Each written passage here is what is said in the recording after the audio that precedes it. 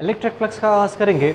सबसे पहले हम ये जानने की कोशिश करेंगे कि फ्लक्स हमारे पास होता क्या है। सो फ्लक्स सिंपली हमारे पास एक लैटिन वर्ड है जिसके माने है हमारे पास फ्लो। अब किस चीज़ का फ्लो है ये? तो उस फ्लो को समझने के लिए सबसे पहले हम प्रीवियस लेक्चर से थोड़ा सा आइडिया लेंगे इलेक्ट्रिक फील्ड लाइंस। और इलेक्ट्रिक फील्ड लाइंस के अंदर से हमने क्या बात की थी? सो हमने इस तरीके से माना था कि लेट सपोज हमारे पास एक पॉइंट चार्ज,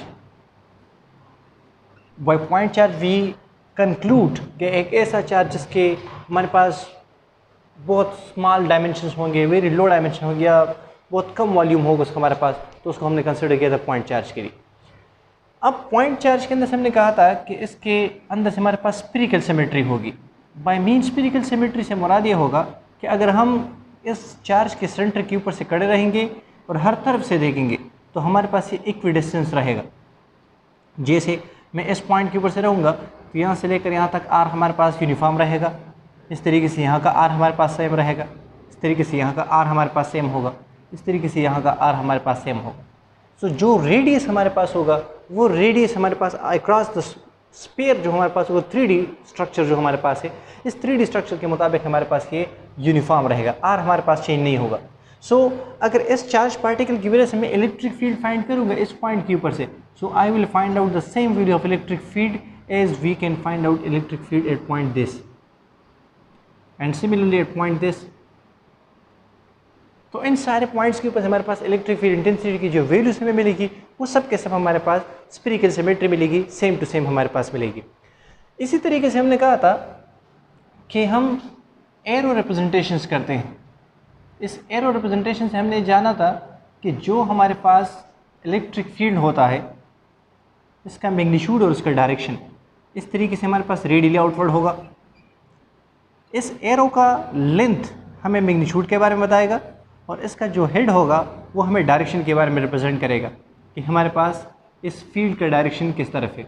अगर हमारे पास एक नेगेटिव चार्ज पार्टिकल हम यहाँ पर सोर्स कंसिडर करेंगे, पॉइंट चार्ज कंसिडर करेंगे, तो रिजल्ट में से हमारे पास जो फील्ड लाइंस होगी that are directed toward inward, हमारे पास सिंक होने की कोशिश करेंगे। इस तरीके से अगर हमारे पास पॉजिटिव चार्ज है तो उस पॉजिटिव चार्ज की वजह से हमारे पास ये फील्ड लाइन एक्सपेंड होने की कोशिश करेगी, ऑनवर्ड हमारे पास फैलती जाएगी।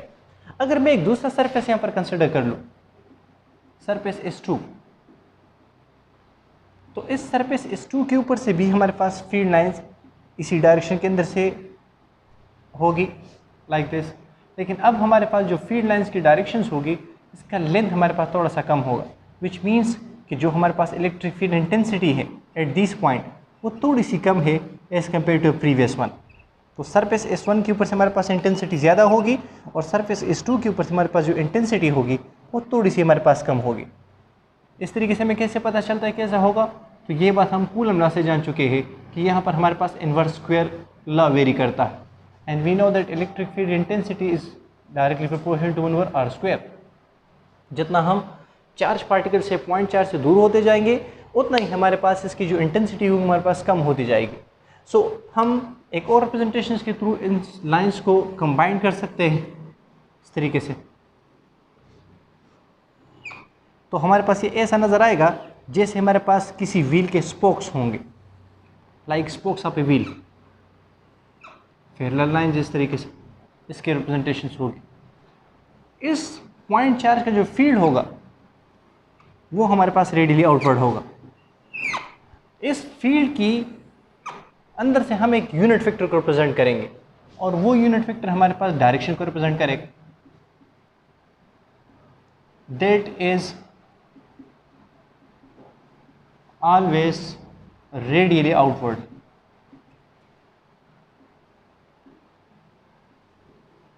हमारे पास हमेशा के लिए रेडियली क्या रहेगा? आउटवर्ड रहेगा। सो यहाँ का जो फील्ड होगा हमारे पास एक रेडियल फील्ड होगा। इस तरीके से अगर हम डायपोल की बात कर ले तो उस डायपोल के लिए हम कहते हैं कि एक हमारे पास पॉजिटिव चार्ज, एक हमारे पास नेगेटिव चार्ज। जो फील्ड लाइंस हमारे पास होगी वो पॉजिटिव से ओरिजिनेट होगी इस तरीके से और नेगेटिव के ऊपर से टर्मिनेट होगी। तो इस तरीके से डिफरेंट ओरिएंटेशंस के ऊपर से हमारे पास ये फील्ड लाइंस आ सकते हैं और इसकी विसिनिटी में से हमारे पास इलेक्ट्रिक फील्ड होगा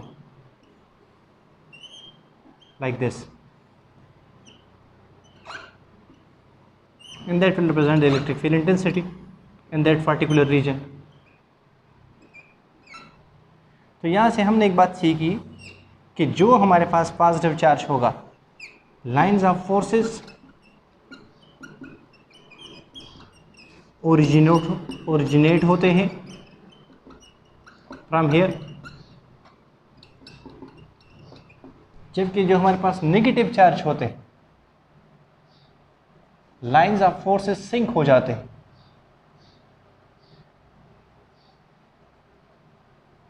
sinks over the negative charge।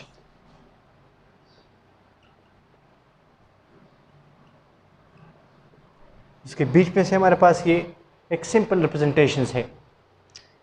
अब फ्लक्स की तरफ हम बात करेंगे तो उस फ्लक्स के लिए हमें वेक्टर क्वांटिटीज़ की ज़रूरत पड़ेगी। तो यहाँ से हमें फील्ड लाइंस के पता चल गया और हमने कहा कि इलेक्ट्रिक फील्ड जो हमारे पास है वो एक वेक्टर क्वांटिटी है। हम इस बात को समझेंगे लेकिन एक एग्जांपल के थ्रू। पहले हम एक जनरल सा एग्जांपल कर देते हैं, फिर इसके बाद हम इलेक्ट्रिक फ्लक्स की तरफ आएंगे। उस जनरल एग्जांपल के मुताबिक अगर मैं कह दूं कि हमारे पास एक स्केलर प्रोडक्ट है, बाय मीन स्केलर प्रोडक्ट हम ये बात मानते हैं कि हमें स्केलर प्रोडक्ट से ये पता चलता है कि अगर हमारे पास दो वेक्टर्स हैं तो वो दोनों वेक्टर एक दूसरे के कितने पैरेलल हैं। अगर वो एक दूसरे के पैरेलल होंगे तो उसका स्केलर प्रोडक्ट हमारे पास मैक्सिमम होगा, बिकॉज स्केलर प्रोडक्ट के अंदर से हम पैरेललिज्म को देखते हैं। लेकिन जब हम वेक्टर प्रोडक्ट की बात करते हैं तो वेक्टर प्रोडक्ट के अंदर से हम बात करते हैं कि दो वेक्टर एक दूसरे के कितने परपेंडिकुलर हैं, विच मीन्स के ऑर्थोगोनैलिटी कंडीशन को हम सेटिस्फाई करने की कोशिश करते हैं, उसको हम स्टडी करने की कोशिश करते हैं। सो अब हमारे पास काम ये है कि हम स्केलर प्रोडक्ट के ऊपर से बात करें और हम इलेक्ट्रिक फ्लक्स को अंडरस्टैंड कर देंगे। हमारे पास इलेक्ट्रिक फ्लक्स मैक्सिमम कब होगा, मिनिमम कब होगा, पॉजिटिव कब होगा, नेगेटिव कब हमारे पास आ सकता है। हम मानते हैं कि अगर हम एक रेवर कंसिडर कर लें इस तरीके का, और उस रेवर के अंदर से हम एक यूनिफॉर्म फील्ड कंसिडर कर लें, बाय मीन्स यूनिफॉर्म फील्ड, इस एरोस का लेंथ और डायरेक्शन हमारे पास सेम होना चाहिए इस तरीके से। और इसके अंदर से जो हमारे पास फ्लूइड वाटर जो फ्लो करेगा वो एक ख़ास पार्टिकुलर डायरेक्शन के अंदर से मूव करेगा। सो उसकी डायरेक्शन को मैं नाम दूंगा कि वो हमारे पास वेलोसिटी v है।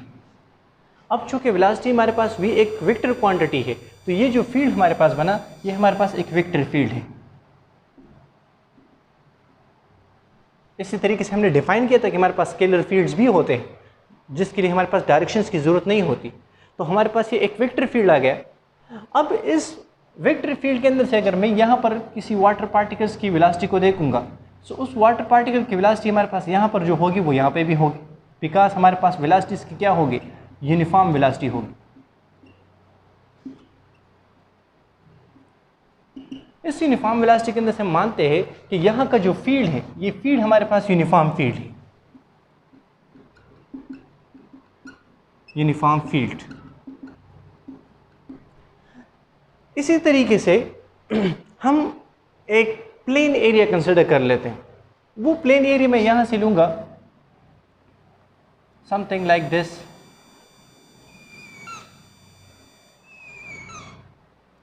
इस तरीके से एक प्लेन एरिया मैंने कंसिडर कर लिया और ये इस प्लेन एरिया का अपना एक पार्टिकुलर एरिया होगा, वेक्टर एरिया ए।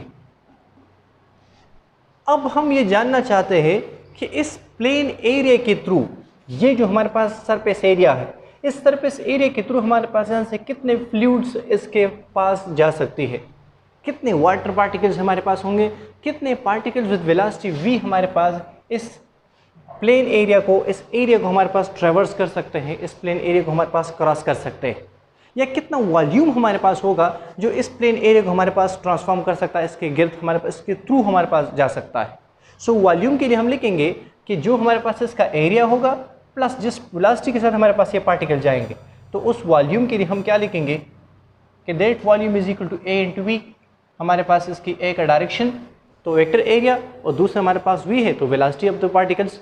तो अगर हम इसके यूनिट्स लिख दें तो हमारे पास बन जाएगा मीटर स्क्वायर इंटू मीटर पर सेकेंड, और ये हमारे पास आ जाएगा मीटर क्यूब पर सेकेंड।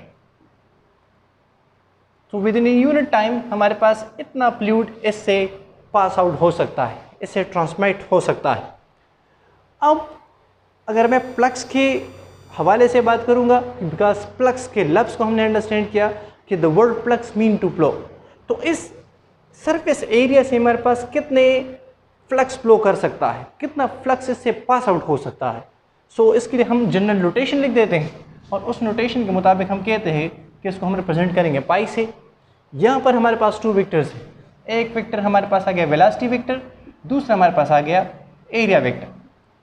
एरिया वेक्टर को थोड़ा समझना होगा हमें।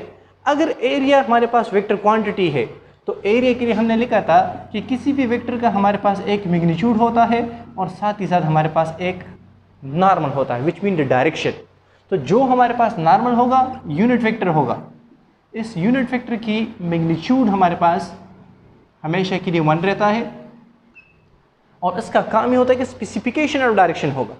तो अगर ये हमारे पास प्लेन एरिया है तो इस प्लेन एरिया का जो नॉर्मल होगा वो इसका डायरेक्शन प्रेजेंट करेगा, and somehow I can say कि ये इसका नॉर्मल है, एन या ए केप इसके नॉर्मल को रिप्रेजेंट करेगा। अब इस केप के अंदर से हमारे पास 2 वेक्टर्स है, एक ये वाला वेक्टर, एक हमारे पास वेलोसिटी वेक्टर। तो अगर हमारे पास v और a दोनों पैरेलल आ गए, v डॉट a cause of theta, so flux की जो वैल्यू हमारे पास होगी that will be maximum. Hence यहाँ पर हम कह सकते हैं कि जो थीटा की वैल्यूज होगी दे थीटा इक्वल टू 0, बिकॉज हमारे पास v और a दोनों क्या है, दोनों पैरेलल है टू ईच अदर। अगर दोनों हमारे पास पैरेलल है तो फ्लक्स की वैल्यू हमारे पास मैक्सिमम आएगी।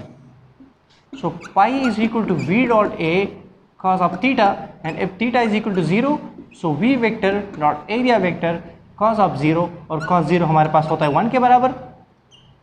तो हमारे पास जो फ्लक्स की वैल्यू आएगी that is velocity vector dot area vector and we get maximum flux. So water flux हमारे पास इस अक्रॉस द सरफेस हमारे पास क्या आएगा, वो मैक्सिमम आएगा। अब हम बात कर रहे इसके प्लेन एरिया के अंदर से, ये वाला जो एरिया है, जैसे मैं कहूँगा कि यहाँ से हमारे पास फील्ड लाइंस आ रहे हैं, मैंने यहाँ से एक पॉजिटिव प्लेट रखा हुआ है, उस पॉजिटिव प्लेट का मकसद ये है कि हमारे पास ये फील्ड लाइंस को भेजे। जैसे ही फील्ड लाइंस को ट्रांसमिट करेगा हमारी तरफ भेजेगा, यहाँ पर इसके बीच में से मैंने यहाँ पर ऐसे परपेंडिकुलर टू इलेक्ट्रिक फील्ड के साथ ये वाला प्लेन एरिया परपेंडिकुलर होगा, लेकिन इसका जो सरफेस जो प्लेन एरिया है, ये वाला एरिया, ये प्लेन वाले एरिया, इसका जो यूनिट नॉर्मल हम लेंगे वो इस तरीके से डायरेक्टेड आउटवर्ड होगा। अब जो फील्ड लाइंस हमारे पास वेक्टर फील्ड लाइंस आएगी, इलेक्ट्रिक फील्ड लाइंस आएगी, इलेक्ट्रिक फील्ड लाइंस के डायरेक्शन इस तरीके से होंगे। यहाँ पर हम एग्जांपल ले रहे हैं वाटर पार्टिकल का, तो जो वाटर पार्टिकल ऐसे होंगे वो ऐसे फ्लो करते जाएंगे। इसी तरीके से इसके साथ साथ हमारे पास ये जो एरिया वेक्टर होगा वो भी इसके साथ एक डायरेक्शन में से है, तो दोनों वेक्टर हमारे पास क्या बन गए, पैरेलल बन गए। अगर दोनों हमारे पास पैरेलल है तो हम कहेंगे कि इसका स्केलर प्रोडक्ट हमारे पास मैक्सिमम आएगा, और उस स्केलर प्रोडक्ट के मुताबिक हम मान सकते हैं कि जो फ्लक्स की जो वैल्यू है वो हमारे पास मैक्सिमम है। इसी तरीके से अब अगर मैं इस सिनारियो को थोड़ा सा चेंज कर दूं, और चेंज करते हुए हम कह दें कि हमारे पास ये जो रेवर है, रेवर का फ्लो भी हमारे पास वही है, वही फील्ड हमारे पास है, लेकिन अब हमारे पास इस प्लेन एरिया के ओरिएंटेशन को मैं चेंज कर दूं। सो केस नंबर 2 के अंदर से हमारे पास वही वाला रेवर होगा, लेकिन उस रेवर के अंदर से मैं ओरिएंटेशन को थोड़ा सा चेंज कर दूं। जो हमारे पास प्लेन एरिया है उस ओरिएंटेशन को हम वेरी कर दें। सो वही पार्टिकल्स हमारे पास मूव करेंगे, water particle like this, uniform field इस तरीके से। लेकिन अब हम क्या करेंगे, अब हम देखेंगे कि अगर हमारे पास प्लेन एरिया को ओरिएंटेशन चेंज होता है तो क्या ओरिएंटेशन चेंज होने से हमारा फ्लक्स के ऊपर से कुछ असर पड़ेगा, हमारा फ्लक्स चेंज होगा या फिर नहीं होगा। So let's see. अब यहाँ पर हम अपना प्लेट यू रख देते हैं लाइक दिस, इसको हम शेड कर देते हैं। इसका भी हमारे पास एरिया ए। अब अगर हमारे पास ये वाला प्लेन एरिया AC की बजाय हमने ऐसे रख दिया, हमने इसकी ओरिएंटेशन को चेंज कर दिया, या यू था हमारे पास तो हमने यू कर दिया, या यू था हमारे पास तो हमने यू कर दिया, प्लेट कर दिया। अब हमारे पास प्लेन एरिया इस सिचुएशंस के ऊपर से पड़ा हुआ है, वाटर पार्टिकल हमारे पास ऐसे आ रहे हैं, फील्ड लाइंस हमारे पास ऐसे आ रहे हैं। अगर वो फील्ड लाइन में इलेक्ट्रिक फील्ड के लूँगा तो इलेक्ट्रिक फील्ड लाइन्स ऐसे आ रहे हैं, अगर मैग्नेटिक फील्ड लाइन्स दूंगा तो मैग्नेटिक फील्ड ऐसे आ रहे हैं, अगर वाटर पार्टिकल कंसिडर कर रहा हूँ तो वाटर पार्टिकल ऐसे आ रहे हैं। प्लेन एरिया हमने इस तरीके से ओरिएंटेट कर दिया। अब हमने कहा था कि ये प्लेन एरिया है, तो उस प्लेन एरिया के ऊपर से हमारे पास डायरेक्शन ऑफ एरिया क्या होगा, तो हमने माना था यहाँ पर कि जो इसका नॉर्मल होगा वही इस एरिया का डायरेक्शन होता है। तो अगर हमारे पास ये वाला प्लेन है तो इस प्लेन के साथ ये इसका नॉर्मल रहेगा डायरेक्टेड आउटवर्ड। अगर ये हमारे पास इसका डायरेक्टेड आउटवर्ड नॉर्मल रहा तो जो हमारे पास वाटर पार्टिकल्स आ रहे हैं इस डायरेक्शन के अंदर से, तो हमारे पास उसके साथ इसका क्या डायरेक्शन बनेगा। सो द आंसर इज कि अगर ये हमारे पास वेक्टर नॉर्मल है तो यहाँ से हमारे पास वेलोसिटी v वेक्टर है और दोनों हमारे पास एट 90 एंगल होंगे। तो वेलोसिटी वेक्टर हमारे पास ये वाला बना और यहाँ से हमारे पास नॉर्मल बना ए नॉर्मल। तो अगर मैं फ्लक्स की इक्वेशन लिखूंगा, so flux is equal to v dot A cos of theta. अब यहाँ पर हम देख ले, सो थीटा की वैल्यू हमारे पास क्या है, so the theta is equal to 90 degree. So flux की जो वैल्यू यहाँ पर होगी हमारे पास v dot A cos of 90 और यहाँ से हमारे पास पता है कि कॉज 90 हमारे पास बराबर होता है 0 के। सो यहाँ से जो फ्लक्स की वैल्यू हमारे पास आएगी, सो v डॉट ए हमारे पास into 0 and that flux is equal to 0। अब इसका मतलब क्या हुआ, मतलब ये है कि इस केस नंबर 1 के अंदर से इस प्लेन से हमारे पास वाटर पार्टिकल पास हो रहे हैं, तो हम कहते हैं कि फ्लक्स हमारे पास है। दूसरे केस के अंदर से हम कहते हैं कि हमारे पास प्लेन एरिया तो अवेलेबल है, दोनों वेक्टर अवेलेबल है, एरिया वेक्टर भी अवेलेबल है, वेलोसिटी वेक्टर भी अवेलेबल है, लेकिन फ्लक्स हमारे पास कितना है, फ्लक्स इज 0। तो हमें क्या पता चला कि हमारे पास सिर्फ वेक्टर क्वांटिटी का होना ज़रूरी नहीं है, हमारे पास relative orientation of the plane का भी ख्याल रखना चाहिए कि हमारे पास प्लेन किस डायरेक्शन के अंदर से हम ओरिएंट करेंगे। अगर रिलेटिव ओरिएंटेशन ठीक नहीं होगी तो हमें मैक्सिमम फ्लक्स नहीं मिल सकता। इसलिए हम एक तीसरे कन्फिगरेशन के अंदर से आ जाते हैं और हम एक तीसरी सिचुएशंस के ऊपर से बात करते हैं कि जहाँ पर हमारे पास ना ये वाली कंडीशन रहेगी ना हमारे पास ये वाली कंडीशन रहेगी, तो हमारे पास इसके इंटरमीडिएट वाली सिचुएशन आ जाए। तो उस इंटरमीडिएट वाली सिचुएशंस के अंदर से हम फिर क्या करेंगे। So let's see case number 3, situation number 3 के अंदर से हमारे पास क्या होगा, वो इंटरमीडिएट हम कंसिडर कर लेंगे। उस इंटरमीडिएट सिचुएशंस के ऊपर से हम कहेंगे इस तरीके से, केस नंबर 3 हमारे पास वही रेवर हम कंसिडर कर लेते हैं इस तरीके से, सेम फील्ड लाइंस और ये हमारे पास वेलोसिटी वेक्टर इस तरीके से, यूनिफॉर्म फील्ड। और यहाँ पर हम जो कंसिडरेशन लेंगे वो कुछ डिफरेंट एंगल्स के साथ होगा। somehow I can sketch them like this।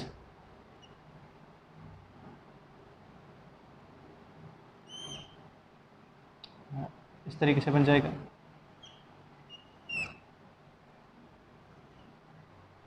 ठीक नहीं आ रहा इस तरीके से।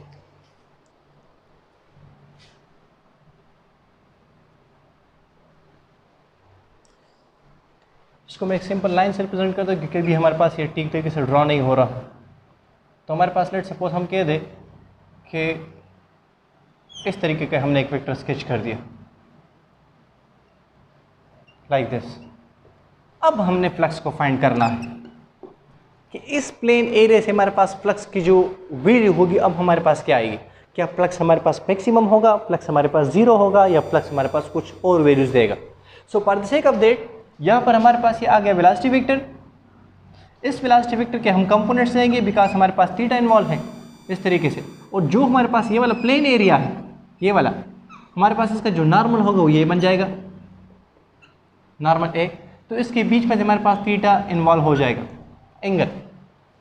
ये हमारे पास किन दो फैक्टर्स के अंदर से, वेलोसिटी वेक्टर के अंदर से और एरिया वेक्टर के अंदर हमारे पास थीटा बन रहा है। अब हमारे पास जिस पॉइंट के ऊपर से हमारे पास ये वाला थीटा बनेगा वो एक क्रॉस द प्लेन सेम रहेगा। क्यों सेम रहेगा? सेम इसलिए रहेगा बिकॉज ये हमारे पास यूनिफॉर्म फील्ड है।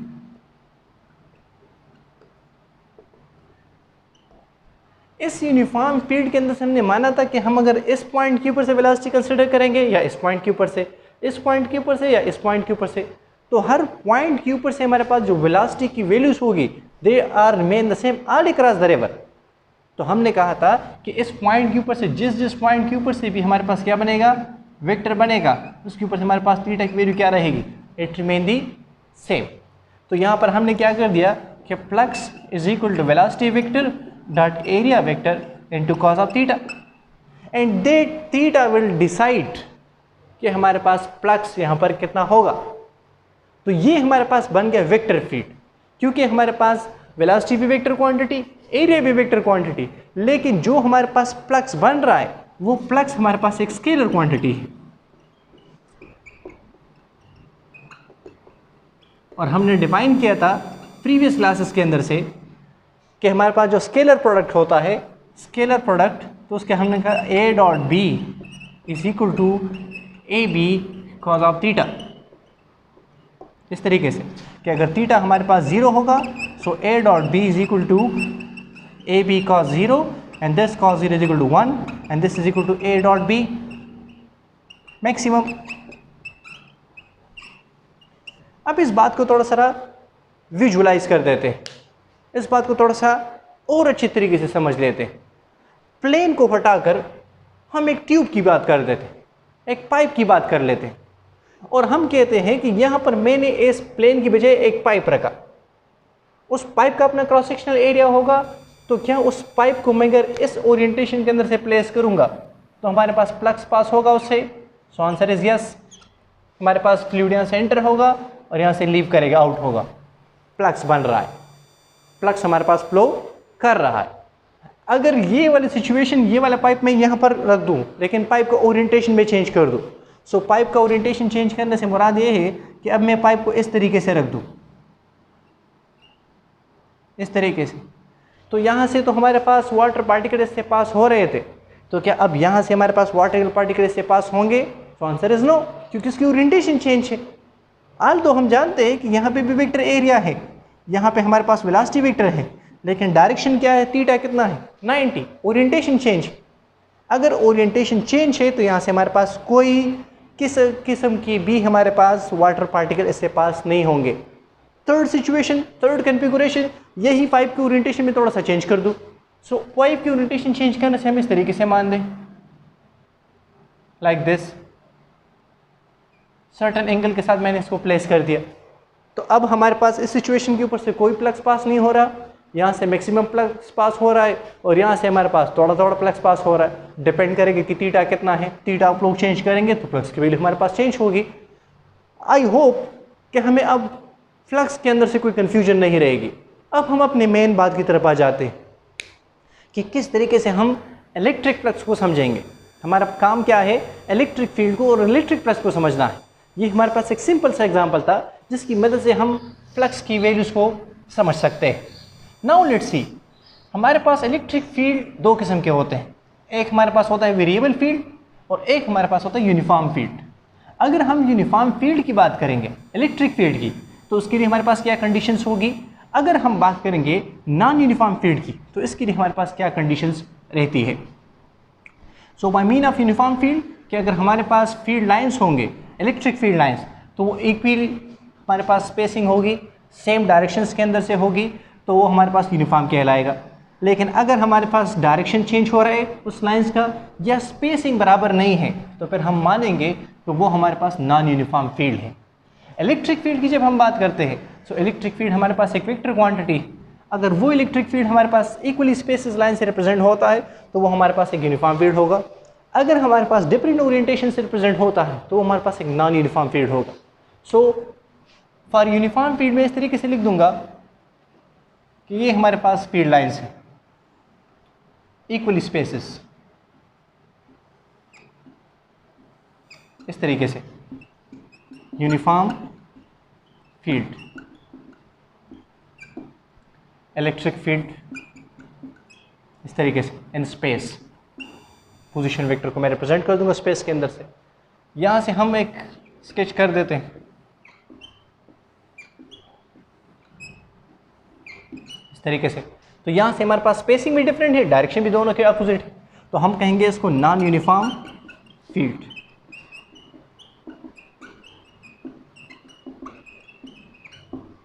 इस तरीके से अब इन दोनों फील्ड्स के थ्रू हम फ्लक्स को फाइंड आउट करने की कोशिश करेंगे कि इस नॉन यूनिफॉर्म फील्ड के थ्रू हमारे पास फ्लक्स कैसे फाइंड करेंगे और इस यूनिफॉर्म फील्ड के थ्रू हमारे पास फ्लक्स को कैसे फाइंड आउट करेंगे। So for the sake of that हम एक इमेजिनरी सरफेस कंसिडर कर लेते हैं। एक स्फीरिकल स्ट्रक्चर कंसिडर करेंगे, एक स्फीयर कंसिडर करेंगे, या पेयर शेप स्ट्रक्चर को कंसिडर करेंगे। जैसे एक 3 डायमेंशनल स्ट्रक्चर को मैं एज्यूम कर दूँ लाइक दिस, या मैं एक प्लेन को कंसिडर कर लूँ इस तरीके से, कोई भी स्ट्रक्चर मैं कंसिडर कर सकता हूँ। और फिर हम कहते हैं कि ये फील्ड लाइंस हमारे पास इस 3D स्ट्रक्चर से कितना पास हो रहा है by close surface 3 dimensional structure mean कि जिसका हमारे पास कुछ इनर साइड होगा और कुछ हमारे पास इसका आउटर साइड होगा। इसी तरीके से यहाँ से मैं एक स्ट्रक्चर प्लेस कर दूँ और इसके थ्रू हम फाइंड आउट करने की कोशिश करें कि फ्लक्स की वैल्यू हमारे पास क्या होगी। इसी बात की तरफ आते हैं। पहले यूनिफॉर्म फील्ड से इसको सॉल्व करने की कोशिश करते हैं, फिर नॉन यूनिफॉर्म फील्ड की तरफ आ जाते हैं कि किस तरीके से हम इलेक्ट्रिक फ्लक्स को फाइंड करेंगे।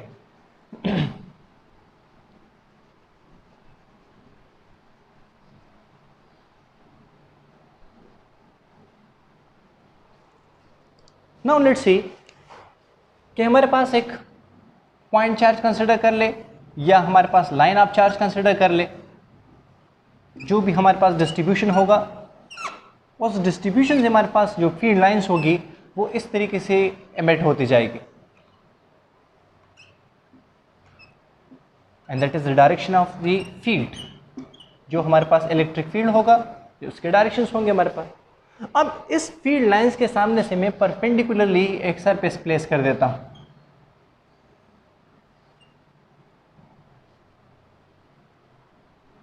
प्लेन एरिया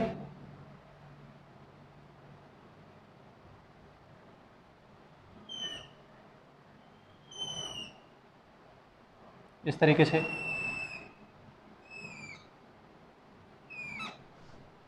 इसके सामने से हमने परपेंडिकुलर प्लेस कर दिया, perpendicular to the electric field. ये हमारे पास इलेक्ट्रिक फील्ड है, तो इस इलेक्ट्रिक फील्ड के सामने हमने ये वाला जो प्लेन एरिया है इसको मैंने परपेंडिकुलर रखा।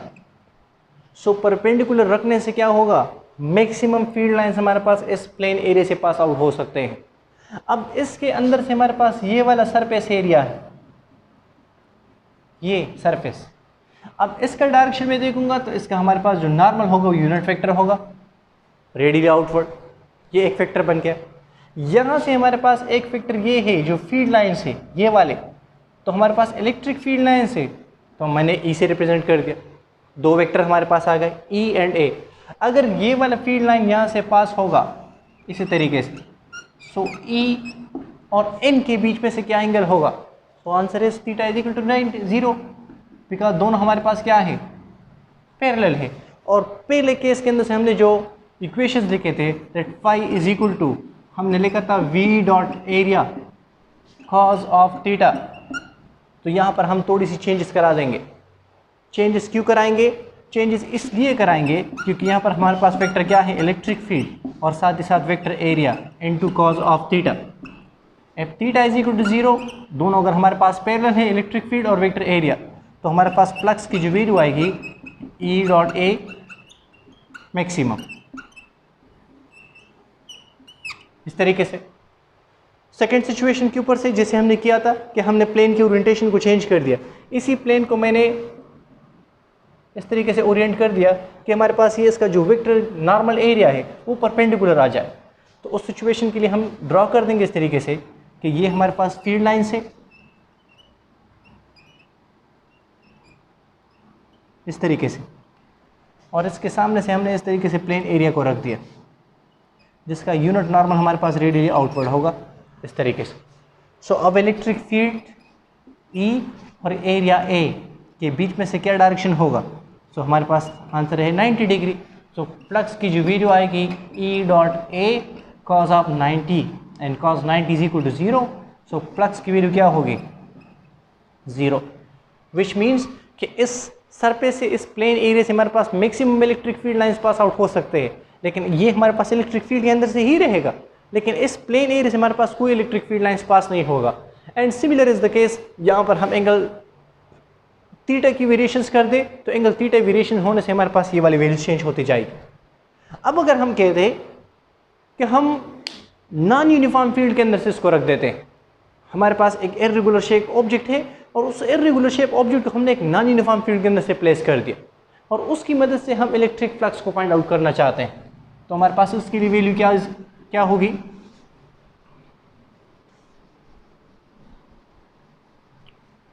सो नाउ लेट्स सी, हमारे पास एक नॉन यूनिफॉर्म फील्ड है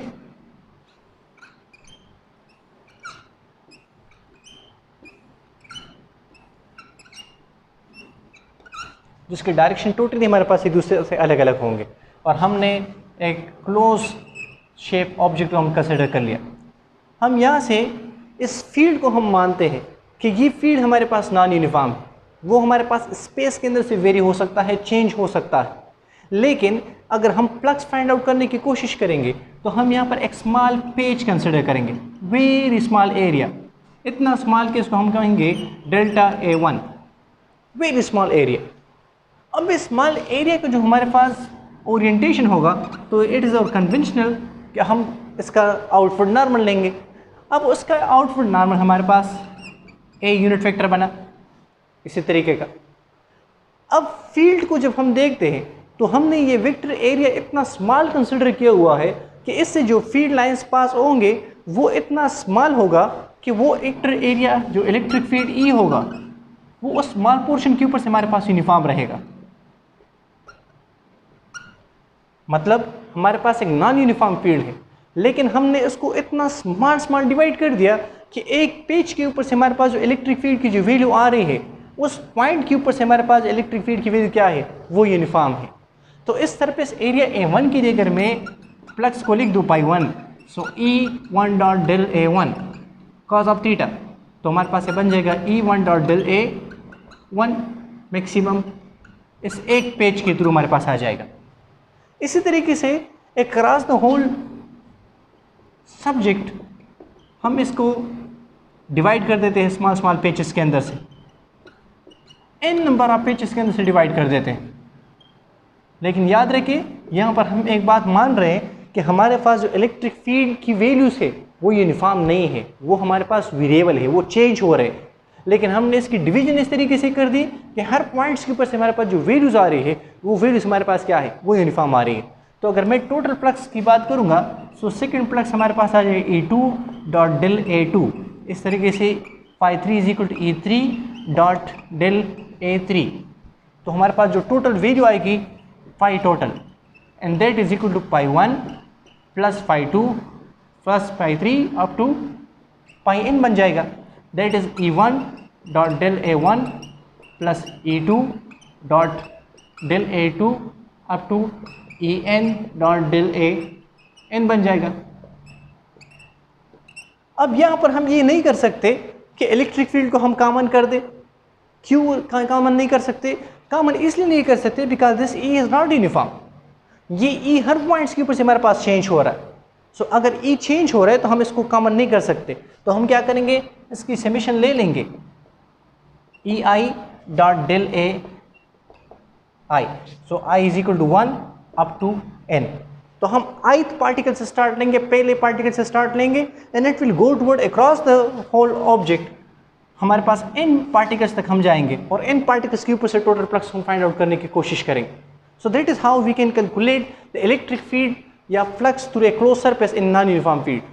इसके बाद नेक्स्ट लेक्चर के अंदर से हम बात करेंगे कि किस तरीके से हम यूनिफॉर्म फील्ड के अंदर से फाइंड कर सकते हैं, पॉइंट चार्ज के तरीके से फाइंड करेंगे and then we will shift toward the Gauss's law because this is the fundamental thing to understand the Gaussian surfaces, Gaussian laws. Thank you very much.